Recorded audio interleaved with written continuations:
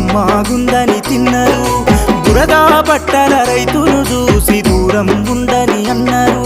బురదా నుండి పువ్వను తీస్తే కమ్మాగుందని తిన్నరు